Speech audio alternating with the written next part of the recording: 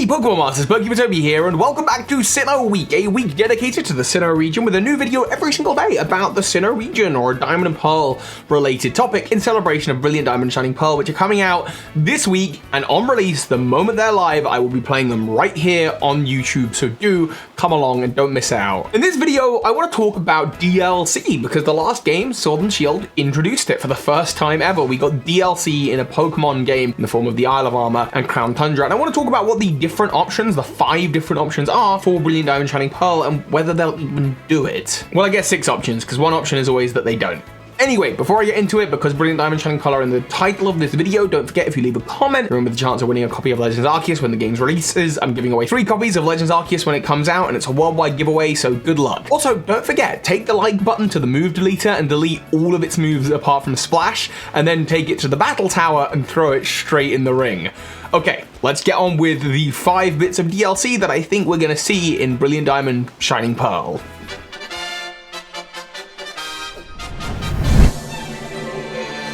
Okay, Pokemon Masters, now I said the 5 bits that I think we'll see. That's not true. They're sort of the 5 or 6 different options of things that I think could happen. With number 1, by the way, I guess we'll start straight away here. No DLC at all. It's totally possible that they're just like, no, you know what? Legends Arceus comes out after only 2 months, and so why would they want to do DLC for the game that was before Legends Arceus? Surely if they're going to do DLC, it'll be for Legends Arceus. The timing mix matches, and marketing-wise, it just wouldn't make sense. So we'll call that one the kind of honorable mention, right? We'll start off then properly. Number 1, bit of DLC. If they do decide DLC, this is one of the options they can do, the Platinum episode. And I have to admit, this makes me kind of nervous because the Delta episode for Omega Ruby and Alpha Sapphire that has inspired so many videos and thoughts about what a Platinum episode could look like was free. It was part of Omega Ruby and Alpha Sapphire. So then to separate it from Brilliant Diamond Shining Pearl and put it behind a paywall, kinda scary. It feels like, and with DLC this is often the case, it feels like a controversy waiting to happen. If you make people pay for something that was free the last time, it's gonna begin to feel like, okay, how much bigger is this thing? And really a Platinum episode to justify a whole DLC would need to be huge. Not just the distortion world, not just some looker content, not just some like additional post-story Platinum battle, but it would need to have a whole big open area, I think, to justify its inclusion as a DLC, if that DLC is to cost any more than, say, $10 at most. However, it is an option. Something they could tie in with that DLC, and number 2 here, and yeah, this is going to be quite a short video, I just want to quick fire through these here, is mythical Pokemon events. Darkrai, Shaman, Arceus, they all had very unique areas as events in Pokemon Diamond, Pearl, and Platinum. In fact, they were sort of the gold standard for having events. Now, I think if these events were to come back 1 for 1 exactly as they were faithful remakes in the original Diamond and Pearl, then charging for them to be a DLC doesn't make sense. There is not enough content there to justify any kind of price tag, in my personal opinion. But if the event items, the membership card, the Oaks letter, and the Azure Flute were being somehow maybe tied in with the Platinum episode, and perhaps there was also the secret key for the Rotom room, and maybe they wanted to include some other new content, maybe I could start seeing them trying to justify some kind of price on that. But again, I would really worry about it because before it was free. Granted, though, it was a limited time event, and the difference here is that it would be permanently accessible if it were to be a paid DLC. I suppose these DLCs don't have to be paid. They could just be free updates that Pokemon does for the game. That would be nice. Or perhaps it's one of those things where, like with the Animal Crossing DLC, they tie it into the Nintendo Switch Online. I somehow don't see them doing that. There's a number of different methods they could go about it, right? I mean, they could tie it into the Pokemon Home subscription and say, you know, if you've got Pokemon Home subscription, you get access to these event items that unlock these mythical areas. But yeah, the mythical Pokemon of Sinnoh, that is another way in which DLC is possible. I've also talked on the channel before about how I think if you play Legends Arceus and have save data, that will unlock the Azure Flute in Brilliant Diamond Shining Pearl, and that is also an option. Number 3, and this one is super, I really hope if they do this, they cannot charge for it.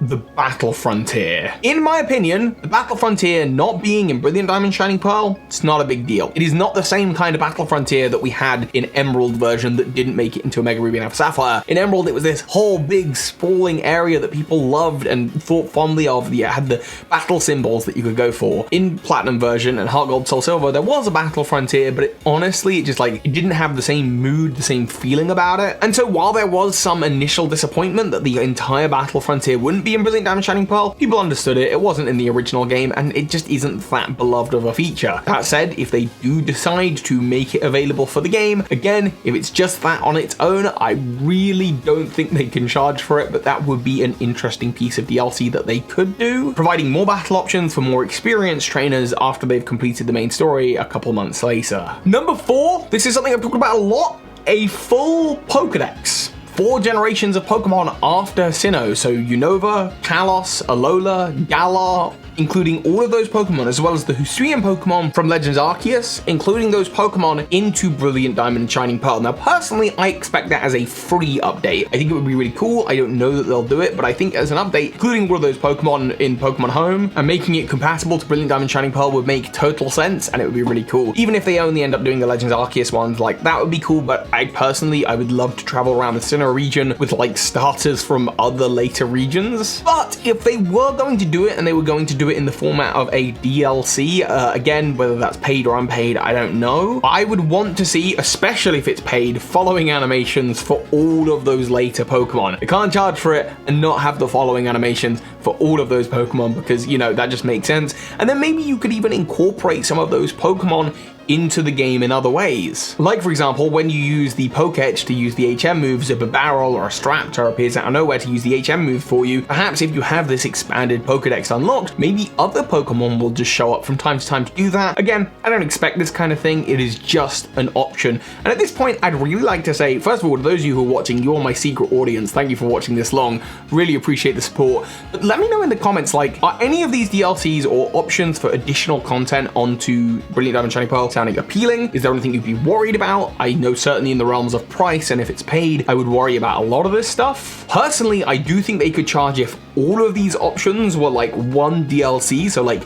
the super expansion that includes the mythical event, the Battle Frontier, a platinum episode, and all of the Pokemon with following animations. If they put all 4 of those things into one DLC pack that didn't cost, you know, an extortionate amount, I could be open to that. But individually, I don't think they can charge a lot, if anything at all. But number 5 is something they could charge a lot for. And this is one, I don't think anyone's talking about this yet, and I would love to hear your thoughts in the comments. And there's no way this is gonna happen. I can't imagine a world where this happens.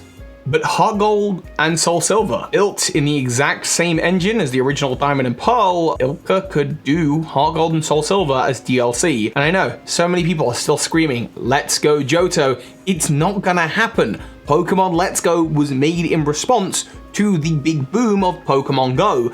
That big boom doesn't exist anymore. You're not gonna net the same audience like that you could with the original 151, which is why Let's Go Pikachu and Eevee are set in Kanto and the Gen 1 remakes. You can't do that with Gen 2. There is not gonna be a Let's Go Johto. I think that is completely dead in the water. I do wonder though, if we're going to revisit Johto, whether that could be in the form of like a brilliant gold and shining silver. Okay, possibly not, but DLCs that attach to these games. I know at first it seems absolutely ridiculous, but in theory, the next regions that we need to revisit after Sinnoh are Johto. It's been the longest. The last times that we visited Johto was in the exact same engine as Generation 4. Ilka could develop the project and not get in the way of what's going on with Legends Arceus and Gen 9 and everything after that. And people love Heart Gold and Soul Silver. They would pay a lot to see those games come to the Switch in the same format. I do wonder whether it could be some kind of paid expansion, some paid Johto expansion to Generation 4. Even if they end up like trimming off the Kanto region as a result, it's the exact same engine. And so once Ilka's got Brilliant Diamond Shining Pearl down, in theory, there's no reason they couldn't do Heart Gold, Soul Silver, but maybe that wouldn't be DLC, maybe that would be its own unique standalone game, in which case, you know, fair enough, but it's just food for thought. Those are just my kind of 5 quick thoughts on what DLC extra content for Brilliant Diamond Shining Pearl could look like. Again, it's totally the possibility that they don't do anything at all and they just save all the DLC stuff for Legends Arceus. Don't forget, if you leave a comment on this video, and I'm really interested to read your opinions and comments on this. By the way, I don't reply to a lot of comments. I do see a decent amount of them. If I've read your comment, I'll leave a little heart like on it usually, but sometimes not, even if I have. Just my relationship with the comment section is, there's a lot there. Don't forget though to leave a comment and you're in with a chance of winning a copy of Legends Arceus when it comes out. Also, don't forget to take the like button to the move deleter, have all of its moves deleted apart from Splash, and then throw it in on the deep end in the battle tower. Thank you all for watching, and of course, soar high, Pokemon Masters. This is Ash Ketchum. You just watched a video by Birdkeeper Toby. That makes you a Pokemon Master. I still just can't get over how much love this channel has. Thank you for the support of my Patreons, and especially the big patrons of the month, JD Gottlich, Michael Hornschuch, PokeAtmos, Stefan Peters, PokeBliss, and Jedruben. Thank you.